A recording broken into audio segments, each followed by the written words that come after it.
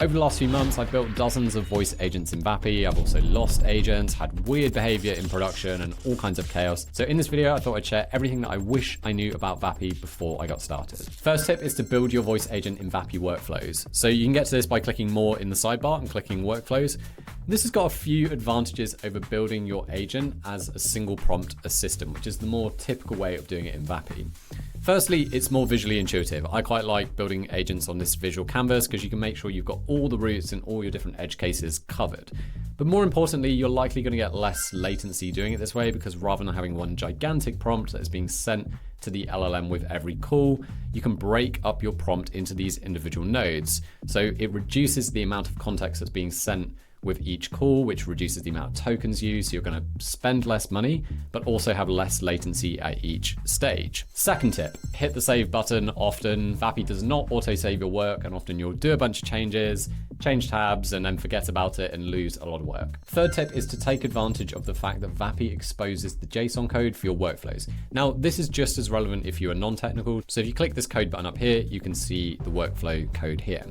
Now, there's a few ways you can take this. You could either take this code, pop it into GPT or Claude, get it to critique your agent, find edge cases or routes that you've not considered before you or your callers find them, or you could use it to get GPT and Claude to write the first pass of your voice agents to save you hours having to write dozens of prompts.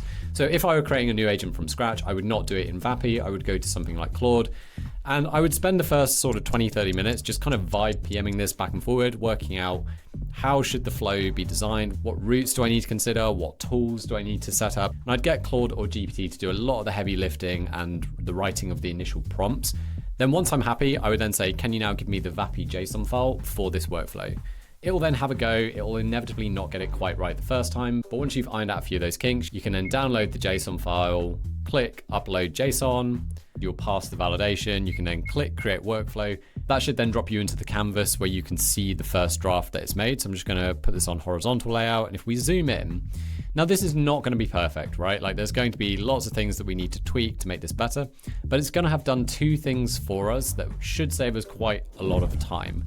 Write the prompts for each of the individual nodes, and think about the flow of the agent overall. Those are two things that take a disproportionate amount of time when building voice agents, and to not have to do them as much for the first draft means that you can have something you can test and demo and start tweaking a lot faster.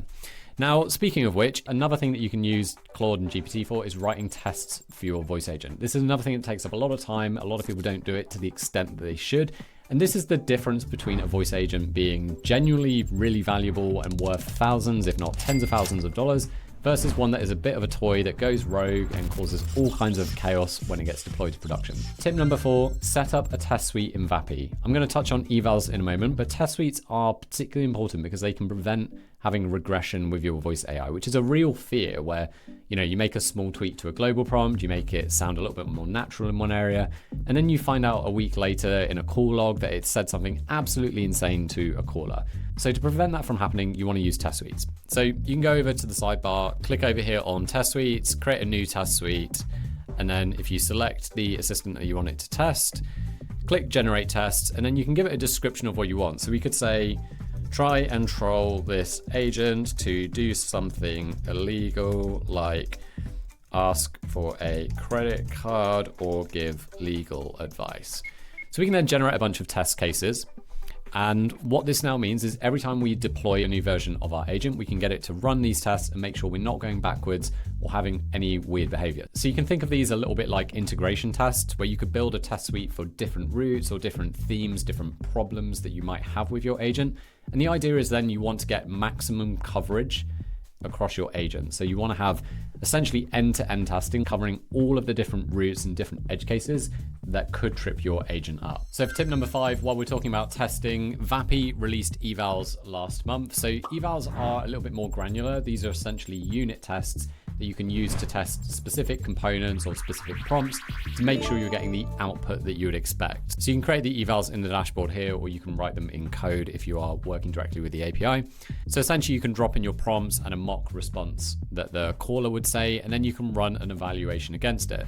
Now, if the response that you're expecting is very deterministic, you could have this evaluate as an exact match, but more likely and interestingly, you can use LLM as a judge to work out whether the response was what was intended or not. So what this does is it creates an AI judge prompt here, and then you can use structured criteria to say pass criteria is X and the fail criteria is Y, and that will evaluate as pass or fail based on that criteria. Now, this is particularly good if you've got a really complex agent with lots of prompts, lots of different nodes and components, and you want to make sure, particularly as you're building the agent or adding new functionality, creating a new version, that everything that you've built before is acting as expected. So essentially the same thing as unit testing. Tip number 6 is to create test cases and evals from your call logs. So if you go into call logs and click on a transcription, if you find any instances where the agent was tripped up by a caller, what you can do is click the little thumb down icon here.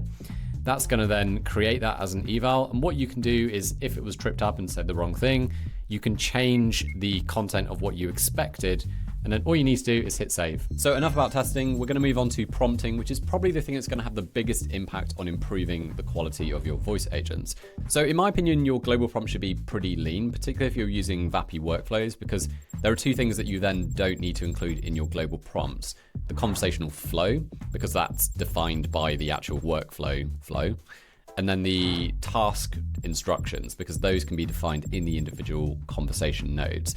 So assuming that you're building in VAPI Workflows, there are really only three things that should go into your global prompt. Firstly, the identity of the agent, and you can break this down into the persona, context about the company, and the personality or the tone that the agent should have. And I'll give you an example of this in a moment. Secondly, the purpose or the goal that the agent is trying to achieve. And then finally, guardrails, anything that the agent definitely shouldn't be doing. So as an example of this, I would break the global prompt into 3 sections like this. So for the identity, you could say you are Melissa, you're an AI receptionist for a dental clinic, which provides dental surgery for people in North London. You should speak in a friendly conversational tone, etc. So I would keep that fairly simple, maybe 2-3 sentences. Then secondly, we have purpose. And again, less is more here. I would keep this to 1 or 2 sentences max, just saying your job is to book appointments and triage calls to the right people. Then finally, a couple of guardrails. Now, I wouldn't overdo this. I would think of just, what are 3 to 5 things you definitely don't want it to do? So do not give medical advice, do not give legal advice, do not do anything to do with payment, and do not make up or hallucinate any information. Just things that you absolutely do not want your voice agent to do that it potentially could do in the context of how people are going to be talking to it. So just to emphasize a few things that are not here. We don't have anything around pronunciation. If you're using VAPI, you can use a pronunciation dictionary. I think you need to use the API for that, and you have to be using 11 Labs, but that allows you to provide the exact pronunciation. We're not giving it any knowledge about the company, things like pricing or products offered. That you can just upload as knowledge, and then the agent can use RAG to then go and get the relevant bits of information that it needs. That's far more efficient than popping it all into the global prompt here. Granular tasks. We're not saying exactly what the agent needs to do because, again, assuming we're using VAPI Workflows, we can break that down into the individual nodes, which we'll talk about in a moment. The next thing is conditional. So we don't have any if statements saying if this, do that. That is all going to go in the individual node prompts because we don't want every single step of the conversation to have to run through that conditional. It's just going to eat up latency and cause us lots of problems. And then finally, as I mentioned, there's no conversational flow here. If this were a single prompt agent or an assistant in VAPI, you'd want to provide the flow of the conversation. But we're not providing that here because in VAPI Workflows, you're defining all of that in the flowchart editor. So if it were me, I would start with this being pretty lean, and then I'd add to it as I saw weird behavior when I started testing it. And generally, where I would add the most information is around tone. So I'd add in things like voice realism, so adding hesitations, pauses, potentially conciseness if you start to hear your agent ramble on for 3-4 sentences. Turn taking, this is something I used to include in my prompts by default, but I've kind of started removing it because a lot of the agents just do this better by default now. Information handling, sometimes I find this a bit annoying when the agent keeps confirming everything back. So it depends. You might want to say something like, if the user provides a number or a date, maybe you want to confirm that, but don't confirm other things.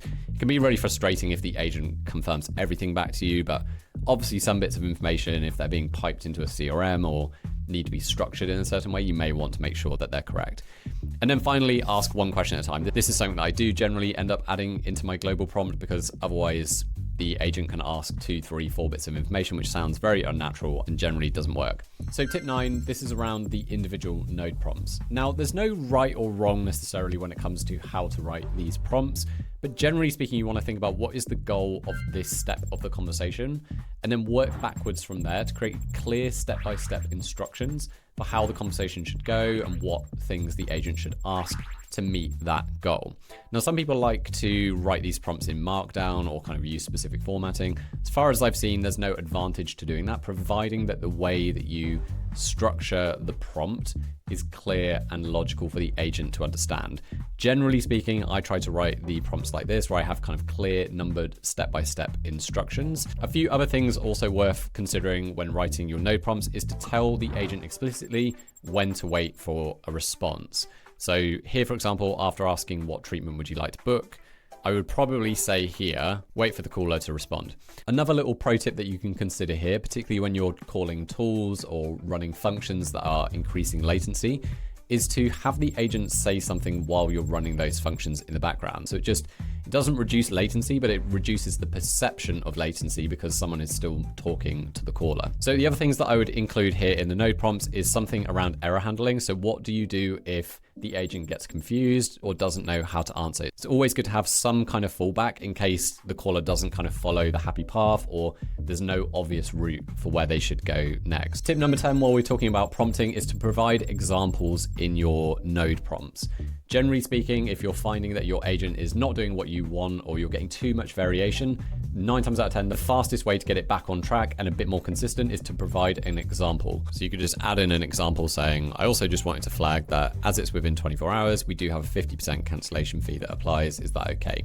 And that should make the agent's response a bit more consistent. Final tip when it comes to prompting is to know this is not a science. So you need to test and iterate on your prompts. And all of these suggestions could equally make your prompts better or worse. So you could increase the amount of emotional language, you could condense your prompt into fewer words. Generally speaking, that's a good idea with your global prompt, but it can go either way when it comes to the individual node prompts.